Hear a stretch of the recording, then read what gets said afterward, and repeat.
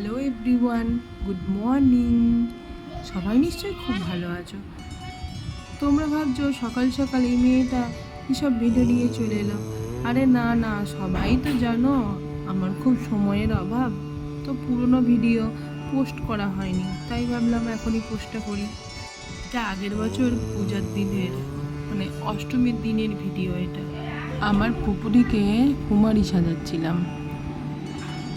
যেখানে ও কুমারী সেজেছিল সেখানে বলেছিল যে কপালে একটা ত্রিনয়ন আঁকতে হবে, তার জন্যই প্রস্তুতি চলছিল। শুধু এই কুমারী বলে নয়, ওর নানা রকম সাজ, মানে নাচের প্রোগ্রাম হোক, অন্য কোনো কিছু হোক, সব কিছুতেই এই মেকআপের কাজটা থাকে আমারই।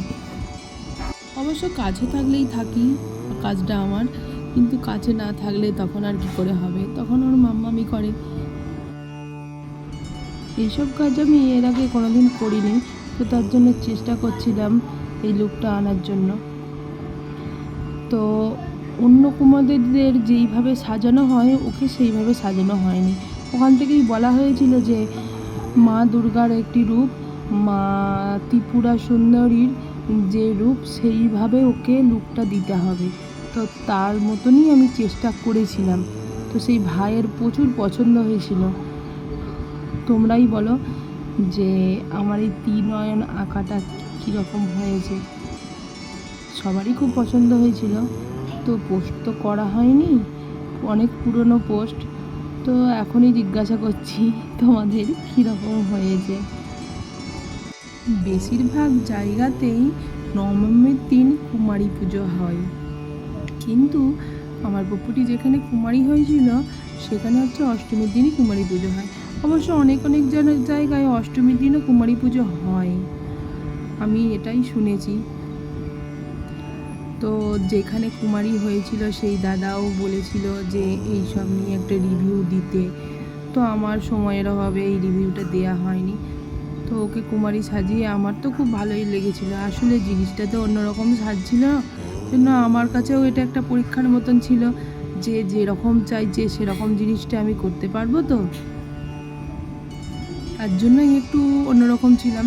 তবে সব কিছু সাজ হয়ে যাওয়ার পরে ওকে যে লুকটা আমি দিয়েছিলাম সেই লুকটা দেখে আমি নিজেই ভাবতে পারিনি যে সত্যিই এত সুন্দর ওকে সাজিয়ে ফেলবো। যে ওখানে কুমারী হয়েছিল, তো সেই ভাই ওকে দেখে মানে বলেছিল সত্যি আমি যেরকম বলেছিলাম দিদি তুমি সেই রকমই ওকে সাজিয়ে দিয়েছো। এই যে আমার দুষ্টু বুড়ি তো সবসময় চুলবুল করছিল, সেই জন্য বারবার বকাও খাচ্ছিল যে এরকম করিস না, ওরকম করিস না। ছোট ছেলে তো এত কিছু নিয়ে এতক্ষণ ধরে বসে থাকতে পারে কি আর, সেই জন্য একটু বকাও খাচ্ছিল। তো বকেও লাভ নেই, দুষ্টু তো করবেই, ছোট ছেলেরা দুষ্টুমি করবে না তো কি আমরা দুষ্টুমি করবো।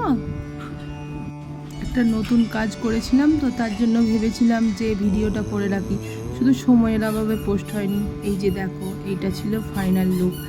তখন ওর পূজা হয়ে গেছিল কুমারী রূপে, ওকে সুভগা কুমারী রূপে পুজো করা হয়েছিল। দেখো তোমরা কি সুন্দর লাগছে তাই না, পুরো মা দুর্গা চোখের সামনে দাঁড়িয়ে আছে। বলো, ওই ওর মাথার যে চাঁদটা না, ওই চাঁদটাও আমি নিজে হাতে ক্লে দিয়ে তৈরি করে দিয়েছিলাম। তবে একটা কথাই বলবো যে ওকে সিংহাসনে বসে এত সুন্দর লাগছিল, ওর যে রূপটা সেটা দেখে আমি চোখই ফেরাতে পারছিলাম না। তোমরাই বলো কীরকম হয়েছে। আজকে টাটা।